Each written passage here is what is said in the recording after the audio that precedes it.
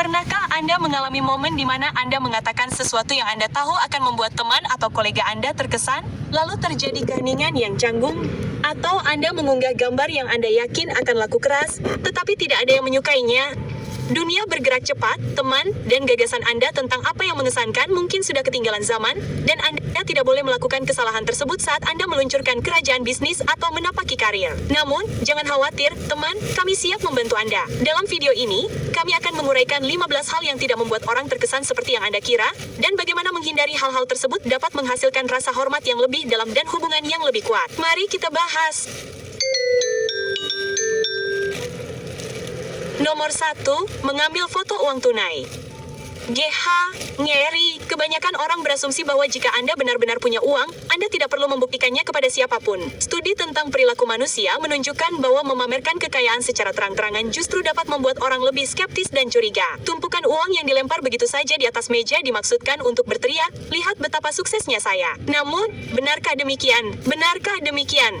Kekayaan sejati itu diam-diam dibangun di atas investasi, bisnis, dan aset, tidak dipamerkan dalam gambar. Bukti sosial bekerja secara berbeda sekarang. Sinyal halus seperti literasi keuangan atau filantropi jauh lebih berbobot daripada memamerkan mata uang Anda. Kekayaan sejati adalah tentang menciptakan nilai, bukan mengejar validasi. Jika Anda mengambil foto uang tunai, tanyakan pada diri Anda, siapa yang ingin saya buat terkesan di sini, dan apakah ini cara terbaik untuk melakukannya? Peringatan spoiler, mungkin tidak. Nomor 2, menyebutkan nama. Nah, begini masalahnya. Oke, penelitian dalam psikologi menunjukkan bahwa orang menghargai keaslian dan rasa saling menghormati dalam percakapan. Ketika seseorang menyebutkan nama, itu bisa dianggap mementingkan diri sendiri dan menunjukkan rasa tidak aman, bukan kepentingan. Koneksi hanya mengesankan jika dipasangkan dengan sesuatu yang telah Anda bangun atau kontribusikan. Lain kali Anda tergoda untuk menyebutkan nama, tanyakan pada diri Anda apakah nama itu benar-benar menambah cerita atau hanya mengisi keheningan. Jika itu tidak benar-benar menambah nilai pada cerita, maka biarkan nama itu beristirahat dan fokus pada apa yang Anda bawa ke meja. Nomor 3, mengatakan Anda bekerja lebih dari 80 jam. Mengumumkan bahwa Anda bekerja 80 jam seminggu bukanlah suatu kehormatan seperti dulu. Bahkan, itu mungkin merupakan tanda bahaya. Kelelahan kerja kini menjadi masalah kesehatan global, dan Organisasi Kesehatan Dunia menggolongkannya sebagai sindrom di tempat kerja.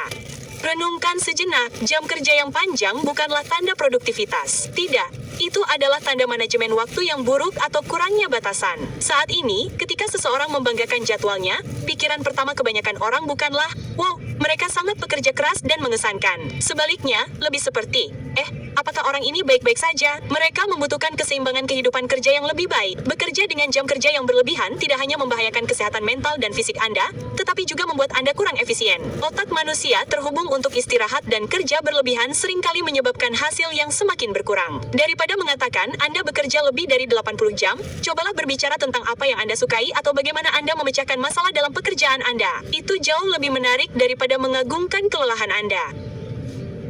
Nomor 4, hanya memiliki informasi permukaan tentang berbagai topik.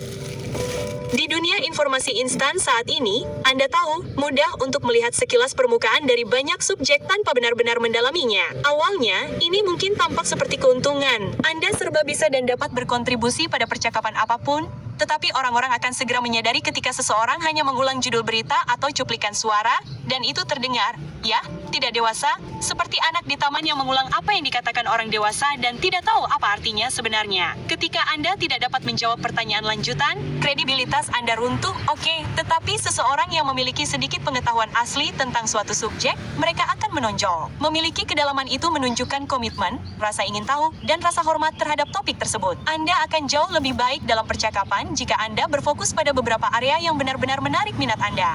Lebih baik memiliki informasi mendalam tentang 3 hal daripada hanya mengetahui sedikit tentang 30 hal. Itu akan membuat percakapan Anda terasa lebih kaya dan akan menarik orang kepada Anda. Dalam lokakarya seharga Rp9 yang Anda berikan, apa saja yang Anda bahas? Dengan Rp9, Anda akan belajar cara mengotomatiskan laporan, cara mengotomatiskan presentasi, cara membuat seluruh aplikasi. Nomor 5, berbicara tentang koneksi Anda tanpa mendukungnya. Sekarang, semua orang pernah mendengar seseorang berkata, "Oh, saya kenal si Anu." Baru kemudian menyadari bahwa tidak ada bukti yang mendukung perkataan Anda. Anda tidak berteman dengan Koki hanya karena pernah makan di restoran itu sekali. Ketika Anda menyebutkan koneksi secara samar tanpa menunjukkan relevansinya, Anda bisa dianggap hampa. Lebih buruk lagi, orang mungkin mengira Anda membesar-besarkan modal sosial Anda agar tampak lebih penting daripada yang sebenarnya. Ketika hubungan Anda tulus, Anda tidak perlu mengiklankannya. Itu akan muncul secara alami dalam cerita, kolaborasi, atau kualitas pekerjaan Anda. Jangan mengaku punya koneksi jika Anda tidak bisa membuktikannya, karena itu akan membuat orang mempertanyakan kredibilitas Anda. Misalnya, jika seseorang yang Anda kenal memberitahu Anda bahwa mereka sedang mengerjakan sebuah proyek dan baru kemudian Anda tahu bahwa mereka bekerja dengan tokoh penting, seberapa mengesankannya itu, rasa percaya diri yang tenang memiliki dampak yang jauh lebih berkesan. Nomor 6, membanggakan seberapa banyak Anda minum. Begini, oke, membicarakan seberapa banyak alkohol yang bisa Anda minum itu keren ketika Anda baru masuk universitas dan minum untuk pertama kalinya. Mereka yang lebih cepat dewasa dan akhirnya tahu bahwa sebenarnya sangat memalukan untuk terus-menerus menyebutkan betapa hebatnya kita tadi malam, kawan. Dan itu jelas bukan sesuatu yang ingin Anda banggakan di lingkungan profesional. Bagi kebanyakan orang, itu hanya membuat orang bertanya-tanya. Ada saatnya ketika itu bukan lagi tentang bersenang-senang atau berjiwa petualang. Anda sebenarnya memberitahu orang-orang bahwa Anda ceroboh, bahwa Anda tidak memiliki kesadaran diri dan bahwa Anda tidak tahu bagaimana etika dan isyarat sosial bekerja. Moderasi dan mampu mengendalikan diri sendiri menghasilkan lebih banyak rasa hormat daripada minum berlebihan. Itu menunjukkan bahwa Anda dapat bersenang-senang dan melepaskan diri sambil tetap mengendalikan diri. Tidak ada yang mengingat orang yang minum terlalu banyak di pesta, setidaknya tanpa alasan yang baik. Orang-orang mengingat orang yang melakukan percakapan yang bermakna atau yang membawa energi yang baik ke ruangan. Membual tentang seberapa banyak Anda minum tidak membuat orang terkesan. Itu hanya membuat mereka bertanya-tanya apakah Anda terlalu berlebihan untuk sesuatu. Nomor 7, memamerkan jam tangan mahal Anda. Lihat, jam tangan mewah yang mencolok seharusnya menandakan kesuksesan. Tetapi kebanyakan jam tangan hanya mengatakan, "Saya ingin Anda memperhatikan saya." Jam tangan dapat menarik perhatian seseorang jika menunjukkan selera, sejarah, atau keahlian. Namun, saat jam tangan digunakan untuk membuktikan nilai Anda, jam tangan tersebut akan kehilangan daya tariknya. Tidak ada yang peduli dengan apa yang ada di pergelangan tangan Anda jika tidak ada yang lebih dalam untuk mendukungnya. Orang-orang menghargai kekayaan jika kekayaan itu tidak kentara, jika kekayaan itu merupakan hasil sampingan dari tujuan dan pencapaian. Jika satu-satunya hal yang dapat diambil seseorang tentang Anda adalah jam tangan yang bagus, Anda sudah kehilangan perhatian mereka. Nomor 8, memamerkan swafoto di pusat kebugaran sepanjang waktu. Lihat, swafoto di pusat kebugaran bisa jadi inspirasi, tetapi tidak. Membanjiri beranda Anda dengan foto-foto harian Anda saat berolahraga tidak membuat orang berpikir bahwa Anda disiplin. Itu membuat mereka berpikir Anda mencari validasi. Kebugaran bukan tentang siapa yang paling banyak mengunggah swafoto di cermin. Ini tentang konsistensi dan hasil. Orang-orang terkesan dengan energi yang Anda bawa ke lapangan, kepercayaan diri yang Anda bawa, dan contoh tenang yang Anda berikan, bukan dengan seberapa sering Anda memamerkan kebolehan Anda di depan cermin ruang ganti. Anda tidak perlu menyiarkan setiap sesi olahraga agar orang-orang melihat hasil kerja keras Anda. Jika Anda benar-benar berusaha, hasilnya akan berbicara lebih keras daripada swafoto itu. Nomor 9, mengklaim bahwa Anda tidak pernah tidur karena Anda terus bekerja keras. Mengatakan bahwa Anda terlalu sibuk berusaha keras untuk tidur dulu terdengar ambisius, tetapi sekarang kedengarannya tidak sehat. Penelitian telah menunjukkan kepada kita berkali-kali bahwa ketika Anda tidak beristirahat, tingkat produktivitas Anda menurun dan Anda kehilangan keterampilan pengambilan keputusan yang cepat dan efektif. Orang-orang paling sukses di dunia, mereka tidak membanggakan diri karena tidak tidur. Tidak, mereka mengoptimalkan waktu mereka sehingga mereka dapat bekerja keras dan beristirahat dengan baik. Ketika Anda membanggakan diri karena tidak tidur, itu tidak berarti, lihat betapa berdedikasinya saya. Tidak. Itu berarti saya tidak tahu cara mengatur waktu saya. Orang-orang menghargai keseimbangan, oke, bukan kelelahan. Kesuksesan sejati adalah bangun dengan segar, menyelesaikan pekerjaan, dan masih punya waktu untuk hal-hal yang penting. Nomor 10, terus-menerus menyela untuk membuktikan pendapat Anda. Menyela seseorang di tengah kalimat tidak membuat Anda terlihat pintar. Itu membuat Anda terlihat tidak percaya diri. Percakapan adalah tentang bertukar ide, bukan untuk mengungguli orang lain. Ketika Anda menyela orang lain, Anda tidak menunjukkan rasa percaya diri. Anda menunjukkan bahwa Anda lebih menghargai pikiran Anda sendiri daripada pikiran mereka. Dan itu tidak bagus. Orang yang paling dihormati di ruangan itu seringkali adalah yang paling pendiam karena mereka meluangkan waktu untuk mendengarkan. Mereka tahu bahwa memahami perspektif orang lain membuat kata-kata mereka lebih berbobot. Rasa hormat tidak diperoleh dengan mendominasi percakapan. Tidak, rasa hormat diperoleh dengan mengetahui kapan harus berbicara dan kapan harus mendengarkan. Nomor 11, merendahkan orang lain agar terdengar pintar. Bertingkah seperti orang terpintar di ruangan itu jarang membuat Anda menang. Ketika seseorang merendahkan orang lain, itu tidak terlihat sebagai orang yang cerdas. Itu terlihat sebagai rasa tidak percaya diri. Pengetahuan sejati itu rendah hati. Itu mengundang rasa ingin tahu, bukan intimidasi. Orang tidak mengingat fakta dan angka yang Anda berikan kepada mereka agar terdengar mengesankan. Tidak, mereka mengingat bagaimana Anda membuat mereka merasa. Berbicara dengan cara yang menghubungkan dan membangkitkan semangat meninggalkan kesan yang jauh lebih baik daripada mencoba mendominasi percakapan dengan terdengar pintar. Orang-orang terpintar tahu bahwa membuat orang lain merasa pintar jauh lebih berdampak daripada memamerkan pengetahuan Anda sendiri. Jika Anda harus meremehkan orang lain agar terlihat pintar, Anda tidak sepintar yang Anda kira. Nomor 12, memamerkan logo desainer di mana-mana. Seperti foto-foto uang dan jam tangan mewah, pakaian desainer yang dikenakan dari ujung kepala hingga ujung kaki lebih canggung daripada mengesankan. Mungkin menarik perhatian, tentu saja, tetapi tidak dengan cara yang Anda harapkan. Tidak dikatakan berhasil. Yang dikatakan, saya berusaha terlalu keras di sini. Orang-orang menghargai gaya, tetapi mereka lebih mengagumi selera. Dan selera tidak terlalu berkaitan dengan label harga dan lebih berkaitan dengan kehalusan. Mengenakan logo desainer seolah-olah itu adalah identitas Anda memberitahu orang-orang bahwa Anda mengejar status, bukan menciptakannya. Orang yang benar-benar kaya seringkali berpakaian sederhana karena mereka tidak butuh validasi eksternal. Mereka membiarkan nilai-nilai kerja dan kepercayaan diri berbicara untuk mereka. Logo seharusnya tidak menonjolkan diri Anda yang harus menonjolkannya. Penampilan yang paling mengesankan adalah yang mencerminkan siapa Anda, bukan apa yang mampu Anda beli.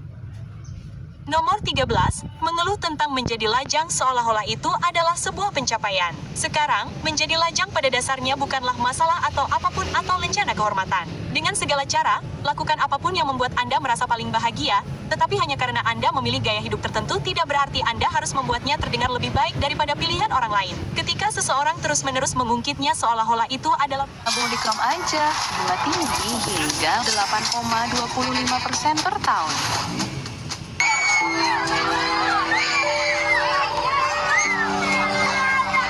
Bismillahirrahmanirrahim.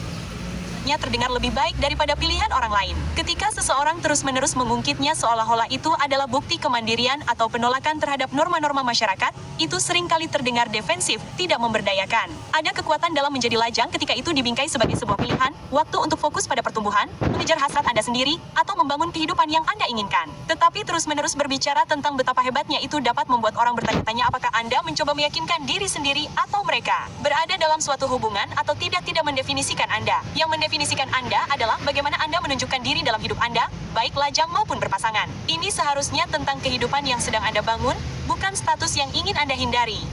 Nomor 14, membanggakan bakat alami Anda dengan rendah hati. Pernahkah Anda memuji seseorang dan kemudian mereka menanggapi dengan sesuatu seperti, "Oh, itu tidak terlalu sulit bagi saya. Saya tidak tahu mengapa tidak semua orang melakukannya." Petik 2, itu membuat Anda ingin memutar mata. Bukan, respons itu tampak merendahkan dan tidak menimbulkan kekaguman apapun.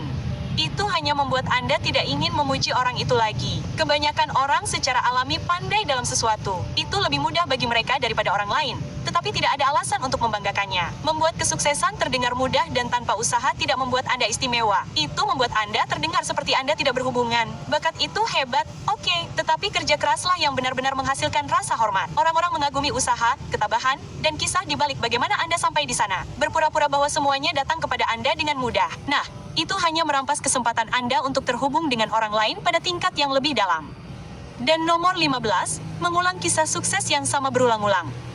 Sekarang, menceritakan kisah yang sama tentang satu kemenangan besar mungkin akan membuat Anda bertepuk tangan untuk pertama kalinya, tetapi pesona itu akan cepat memudar. Jika Anda terus mengingat satu momen, Anda akan merasa hanya itu yang Anda miliki. Kesuksesan dimaksudkan untuk membangun momentum, oke, bukan nostalgia. Orang-orang tertarik pada mereka yang terus maju, bukan mereka yang hidup di masa lalu. Sangat menyenangkan untuk merayakan kemenangan Anda, tentu saja. Tetapi jika sorotan utama terhenti pada satu adegan, inilah saatnya untuk membuat konten baru. Kisah-kisah terbaik adalah kisah-kisah yang masih ditulis. Jika Anda selalu melihat ke belakang, orang lain mungkin akan berhenti melihat ke sini sama sekali. Pada akhirnya, Dampak yang nyata tidak datang dari pamer, Aluxer. Dampak tersebut datang dari menunjukkan diri. Orang-orang tertarik pada keaslian, kerendahan hati, dan bagaimana Anda membuat mereka merasa, bukan pamer dan berteriak. Terima kasih telah meluangkan waktu bersama kami hari ini, Aluxer. Kami sangat senang Anda melakukannya. Dan seperti biasa, jika Anda punya sesuatu untuk ditambahkan ke daftar ini, tinggalkan komentar. Mari kita berdebat di bawah sana. Dan jika Anda menyukai video ini, berikan acungan jempol, bagikan dengan teman Anda, atau simpan untuk diri Anda sendiri di masa mendatang. Sampai jumpa lagi di sini besok, Aluxer. Sampai saat itu, jaga diri Anda.